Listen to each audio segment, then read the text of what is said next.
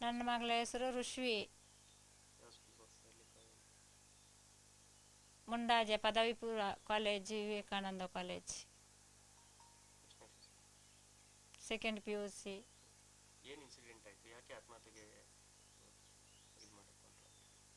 Sir, ನಾನು ಒಂದಿನ ಸ್ನಾನ ಮಾಡ್ತಾ ಇರುವಾಗ 1-2 ತಿಂಗಳ ಮುಂಚೆ ಬಂದು ಹೇಳಿದ್ಲು, ಅಮ್ಮ ನೋಡಿ ಇವನಿಗೆ ನನ್ನನ್ನು ಮದುವೆ ಮಾಡಿ ಕೊಡಿ ಅಂತ ಹೇಳಿದ್ಲು ಸರ್. ಅದಕ್ಕೆ ನಾನು ಹೇಳಿದ್ದೆ, ನೀನು ಇಲ್ಲಿಂದ ಹೋಗು ಅಂತ. ಸ್ನಾನ ಮಾಡಿ, ಇಲ್ಲಮ್ಮ ಅವನು ಒಳ್ಳೆಯವನಾಗಲಿ ಕೆಟ್ಟವನಾಗಲಿ ಈಗ ಇಲ್ಲಿಂದ ದಾಟು ಅಂತ ಹೇಳಿದೆ. ಅದಕ್ಕೆ ಅವಳು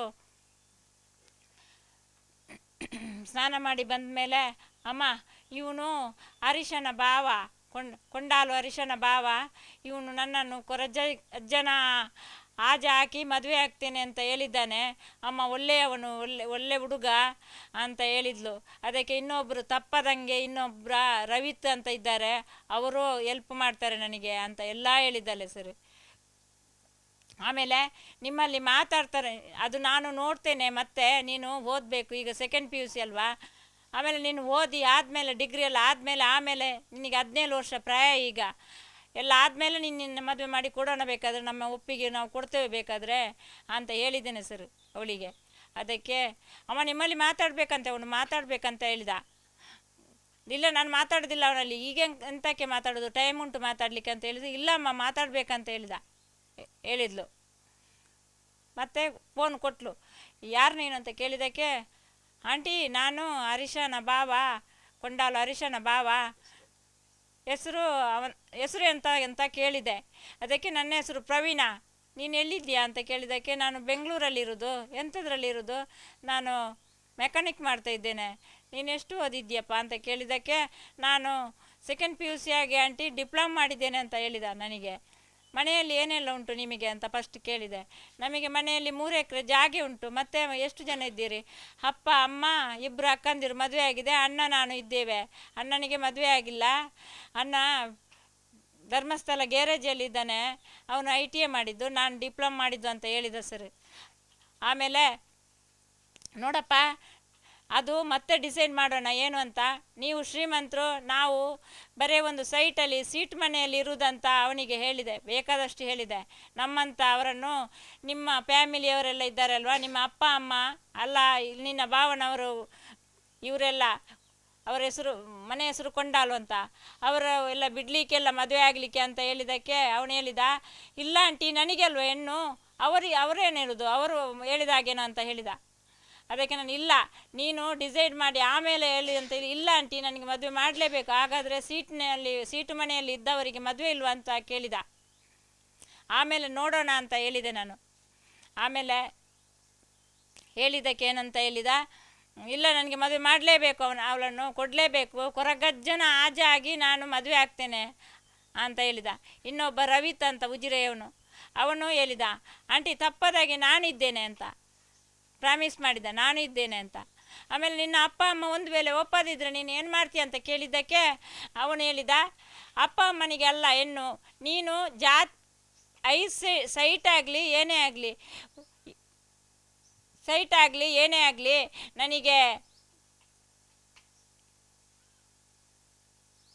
ಅವಳನ್ನು ಮದುವೆ ಮಾಡಿಕೊಡಿ. ಸೈಟ್ನಲ್ಲಿ ಇದ್ದವರಿಗೆ ಮದುವೆ ಇಲ್ವಾ ಅಂತ ಕೇಳಿದ. ಮದುವೆ ಉಂಟಪ್ಪ, ನಿನ್ನನ್ನು ನೋಡು, ಅಪ್ಪ ಅಮ್ಮನ ಒಪ್ಪಿಗೆ ಇಲ್ಲದಿದ್ದರೆ ಏನು ಮಾಡ್ತೀಯ ಅಂತ ಕೇಳಿದೆ. ಇಲ್ಲ ಅಪ್ಪ ಅಮ್ಮ ನನಗೆ ಹೇಳಿದರು, ಜಾತಿದ್ದಾದರೆ ಸಾಕು, ಪಾಪದವರಾಗಲಿ ಯಾರೇ ಆಗಲಿ ನೀವೇ ನೋಡಿಕೊಳ್ಳಿ ಅಂತ ಹೇಳಿದರು ಸರ್. ಹೇಳಿದರು ಅಂತ ಹೇಳಿದ ನನ್ನಲ್ಲಿ. ಆಜಾಕಿ ಹೇಳಿದ್ದಾನೆ, ಕೊರಗಜ್ಜನ ಆಜಾಕಿ ಹೇಳಿದ್ದಾನೆ. ಮತ್ತೆ ನಾನು ನಂಬಿಕೊಂಡೆ ಸರ್, ಇರ್ಬೋದೇನಾ ಅಪ್ಪ, ಟೈಮ್ ಉಂಟು ಇದಕ್ಕೆ ಅಂತ ಹೇಳಿದೆ. ಟೈಮ್ ಇರುವಾಗ ಮಾಡೋಣ ಅಂತ ಆಯಿತು ಅಂತ ಒಪ್ಪಿಕೊಂಡ್ರು. ಚೆನ್ನಾಗಿದ್ರು ಸರ್. ಮಾತಾಡ್ತಾ ತಿರುಗಾಡ್ಲಿಕ್ಕೆ ನನ್ನ ಫ್ರೆಂಡ್ ಜೊತೆ ನಾನು ಹೋಗ್ತೇನೆ, ಸೌತೆಡ್ಕ ಮತ್ತು ಇಲ್ಲಿ ಕಾರಿಂಜ ದೇವಸ್ಥಾನಕ್ಕೆ ಹೋಗಿ ಬರ್ತೇನಮ್ಮ ಅಂತ ಹೇಳಿ ಚೌತಿ ದಿನ ಆಟಿ ಅಮಾವಾಸ್ಯೆ ದಿನ ಹೋಗಿದ್ದಾರೆ ಸರ್ ಅವರು. ಇಲ್ಲ ಹೇಳಿಲ್ಲ ಸರ್, ನನ್ನಲ್ಲಿ ಹೇಳಿಲ್ಲ. ಮತ್ತು ನೀನು ಫೋನ್ ಮಾಡಿ ನನಗೆ ಸಾಕಾಯಿತು, ಯಾಕೆ ಎಲ್ಲಿದ್ದೀಯಾ ಅಂತ ಕೇಳಿದ್ದಕ್ಕೆ ಅವಳು ಹೇಳಿದ್ಲು, ಪ್ರವೀಣನು ಇದ್ದಾನೆ ಒಟ್ಟಿಗೆ ನಂದು ಅಂತ ಹೇಳಿದ್ಲು ಸರ್. ನೀನು ಯಾವುದಕ್ಕೋ ಬಾ ಅಂತ ಹೇಳಿದೆ ನಾನು ಮನೆಗೆ. ಮತ್ತು ಅವನೇ ನನಗೆ ಫೋನ್ ಮಾಡಿ ಆಂಟಿ ನಾನೇ ಬಿಟ್ಟು ಬಿಡ್ತೇನೆ ನಿಮ್ಮ ಮನೆಯವರೆಗೆ ಬಿಟ್ಟು ಹೋಗ್ತೇನೆ ಅಂತ ಹೇಳಿದ ಸರ್.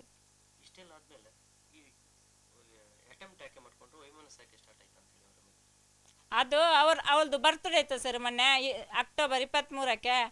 ಆವಾಗ ಅವಳದು ಫೋಟೋ ಹಾಕಿದ್ದ ಅವನು ಹ್ಯಾಪಿ ಬರ್ತ್ಡೇ ಅಂತ. ಅದೆಲ್ಲರ ಮೊಬೈಲಿಗೆ ಹೋಗಿರ್ಬೋದಾ ಏನ ಅದು ನನಗೆ ಗೊತ್ತಿಲ್ಲ. ಹೋಗಿರ್ಬೋದು. ಅದಕ್ಕಾಗಿ ಅವನಿಗೆ ಎಲ್ಲರಿಗೆ ಗೊತ್ತಾಗಿ ಅವನ ಭಾವನ ಇನ್ನೊಬ್ಬ ಇದ್ದಾನೆ ಜಯಂತು ಅಂತ, ಅವನು ಕೊಂಡಾಲಿನವನೇ. ಅವನು ಇದು ನಿನಗೆ ಬೇಡ ಸರಿಯಾದ ಹೆಣ್ಣಲ್ಲ ಅಂತ ಹೇಳಿ ಎಲ್ಲ ಚಾಡಿ ತರಳೆ ಮಾಡಿ ಇವನ ತಲೆ ತಿಂದಿರುವುದು. ಅದಕ್ಕೆ ಇವನು ಮರಣ ದಿನ ಇವಳಿಗೆ ಹೇಳಿದಂತೆ, ನೀನು ನನಗೆ ಬೇಡ, ನಾನು ನಿನ್ನನ್ನು ಮದುವೆ ಆಗೋದಿಲ್ಲ, ನನ್ನನ್ನು ಬಿಟ್ಟು ಬಿಡು ಅಂತ. ಇವಳು ಅಳ್ತಾ ಇದ್ಲು. ಏನಾಯಿತು ನಿನಗೆ ಅಂತ ಹೇಳಿದೆ. ಅದಕ್ಕೆ 4 ಗಂಟೆ ರಾತ್ರಿಗೆ ಹೇಳಿದ್ಲು, ಅಮ್ಮ ಅವನು ಪ್ರವೀಣ ನನ್ನನ್ನು ಮದುವೆ ಆಗೋದಿಲ್ಲ ಅಂತೆ, ನಾನು ಏನು ಮಾಡಬೇಕು ಅಂತ. ಅಯ್ಯೋ ಅವನು ಆಗದಿದ್ದರೆ ಪರವಾಗಿಲ್ಲ ಬಿಡು, ನೀನು ಅಷ್ಟು ಚೆನ್ನಾಗಿದೆಯಲ್ವಾ, ನಿನಗೆ ಬೇಕಾದ ಗಂಡು ಯಾರು ಬೇಕಾದರೂ ಬರ್ತಾರೆ ಹುಡುಕಿ ಕೊಡ್ತಾರೆ, ಬೇಡಪ್ಪ ಅಂತ ಹೇಳಿದ್ದಕ್ಕೆ ಅವತ್ತೇ ನಾನು ಕೇಳಬೇಕಿತ್ತಲ್ವಮ್ಮ ನಿಮ್ಮ ಮಾತು, ನನಗೆ ತಲೆ ಬಿಸಿನೇ ಇತ್ತಿಲ್ಲಲ್ವಮ್ಮ ಈಗ ಅಂತ ಹೇಳಿದ್ಲು. ಅವಳು ನಾನು ಮೊನ್ನೆ ಕೇಳಿದ್ದಕ್ಕೆ ಹಾಸ್ಪಿಟ್ಲಲ್ಲಿ ಕೇಳಿದ್ದು, ಹೆಣ್ಣೋಕೆ ಹಾಸ್ಪಿಟ್ಲಲ್ಲಿ, ಅಪ್ಪ ಏನು ತಿಂದಿದ್ಯಾ, ಯಾಕೆ ತಿಂದಿದ್ಯಾ ಅಂತ. ಅವನು ಮದುವೆ ಆಗೋದಿಲ್ಲ ಅಂತ ಹೇಳಿದಲ್ವಮ್ಮ, ಅದಕ್ಕೆ ನಾನು ಸಾಯಬೇಕು ಅಂತ ತಿಂದಿದ್ದಲ್ಲ, ನನ್ನನ್ನು ಬದುಕಿಸಿ ಅಂತ ಹೇಳಿದ್ಲು. ಅವನಿಗೆ ಮದುವೆ ಮಾಡಿ ಅಂತ ಹೇಳಿದ್ಲು, ಪ್ಲೀಸ್ ತಪ್ಪಾಯಿತು ಅಂತ ಹೇಳಿದ್ಲು. ಮದುವೆ ಮಾಡಿ ಅವನಲ್ಲಿ ಮಾತಾಡ್ತೇನೆ, ಫೋನ್ ಕೊಡಿ ಅಮ್ಮ, ಕೊಡಿ ಅವನಿಗೆ ಕೊಡಿ, ನನಗೆ ಆಗೋದಿಲ್ಲ ಇಲ್ಲ ಅಂದರೆ ಅಂತ ಎಲ್ಲ ಹೇಳಿದ್ಲು ಸರ್. ಕೇಳಿದ್ದಕ್ಕೆ ಸೋಮಂದರ್ಕದಿಂದ ತಂದಿದ್ದು, ಯಾವಾಗ ತಂದಿದ್ದು ಅಂತ ಕೇಳಿದಾಗ ಕಾಲೇಜಿಂದ ಬರುವಾಗ ಅಂತ ಹೇಳಿದ್ಲು. ಯಾವ ಅಂಗಡಿ ಅಂತ ಹೇಳು ಅಂತ ಹೇಳಿದೆ, ಅದಕ್ಕೆ ಅಂಗಡಿ ಹೆಸರು ಹೇಳಲಿಲ್ಲ. ಆಮೇಲೆ ಎಷ್ಟು ತಿಂದಿದ್ಯಾ ಅಂತ ಕೇಳಿದೆ, ಅರ್ಧ ಅಂತ ಹೇಳಿದ್ಲು. ಇನ್ನು ಅರ್ಧ ಏನಾಯಿತು ಅಂತ ಕೇಳಿದೆ. ಅದಕ್ಕೆ ಅವಳು ಹೇಳಿದ್ಲು, ನನಗೆ ಅರ್ಧ ಎಷ್ಟಿದ್ದೇನಮ್ಮ ಅಂತ ಅಂದ್ಲು. ನನಗೆ ಹೇಳಿದ್ಲು 18 ತಾರೀಕಿಗೆ ತಗೊಂಡಿದ್ದೇನೆ ಅಂತ ನನ್ನ ಕೈಯಲ್ಲಿ ಅಲ್ಲಿ ಹಾಸ್ಪಿಟ್ಲಲ್ಲಿ ಹೇಳಿದ್ಲು ಹೆಣ್ಣೋಕಲ್ಲಿ.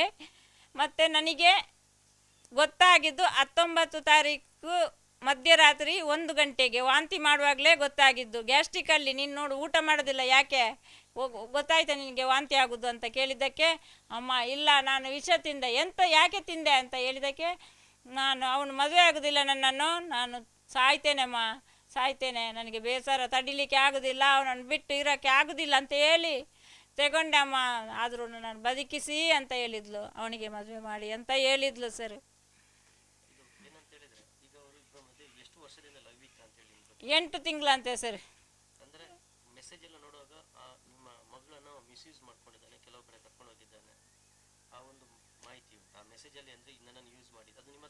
ಹೇಳಿದ್ದು ಹೆಣ್ಣೋಕೆ ಹಾಸ್ಪಿಟಲ್ ಸಾಯಂಕಾಲದ ಹೊತ್ತಿಗೆ ಹೇಳಿದ್ದು, ಅಪ್ಪ ನೀನು ಹುಷಾರಾಗ ಫಸ್ಟು, ಮತ್ತು ನಾನು ಮದುವೆ ಮಾಡ್ತೇನೆ ಅವನಿಗೆ ಹುಷಾರಾದ ಮೇಲೆ, ಸುಮ್ಮನೆ ಇರು ಅಂತ ಹೇಳಿದೆ. ಅದಕ್ಕೆ ಅವಳು ಹೇಳಿದ್ಲು,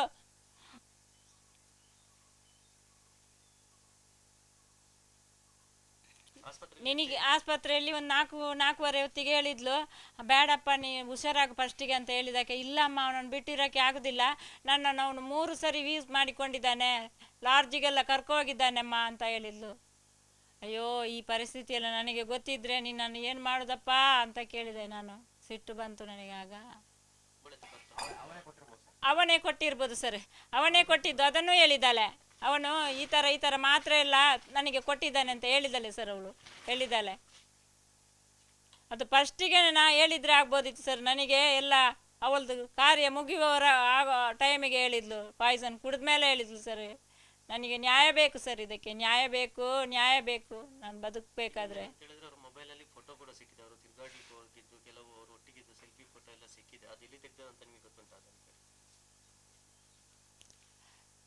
ಅದೆಲ್ಲ ನನಗೆ ಗೊತ್ತಿಲ್ಲ ಸರ್, ಎಲ್ಲಿ ಅಂತ ಗೊತ್ತಿಲ್ಲ ಸರ್, ನನಗೆ ಎಲ್ಲಿ ಅಂತ ಗೊತ್ತಿಲ್ಲ, ಅದೆಲ್ಲ ಎಲ್ಲಿಲ್ಲ ನನ್ನಲ್ಲಿ ಎಲ್ಲಿ ಅಂತ. ಅದಕ್ಕೆ ಬೀಗ ಹಾಕಿಟ್ಟವಳೆ ಹಾಗೆ. ನೀನು ನಾನು ಕರ್ದಲ್ಲಿಗೆ ಬರಬೇಕು ಅಂತೇಳಿ ಬೆದರಿಕೆ ಹಾಕಿದ್ದಾನಂತೆ. ಅದಕ್ಕೆ ಇವಳು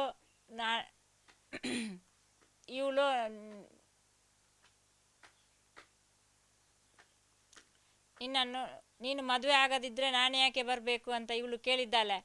ಅದಕ್ಕೆ ಇಲ್ಲ, ನಾನು ನನಗೆ ನೀನು ಬೇಕು, ನಾನು ಕರ್ದಲ್ಲಿ ಬಂದಾಗ ನಾನು ಯೂಸ್ ಮಾಡಿ ನಿನ್ನನ್ನು ಮನೆಗೆ ಬಿಡ್ತೇನೆ ಅಂತ ಎಲ್ಲ ಹೇಳಿದ್ದಾನೆ, ಅವಳಲ್ಲಿ ಹೇಳಿದ್ದಾನೆ.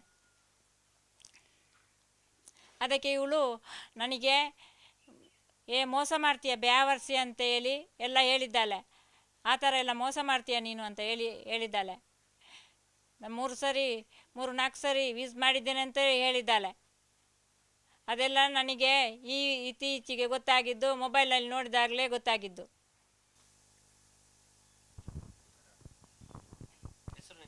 ನನ್ನ ಹೆಸರು ಅರುಣ.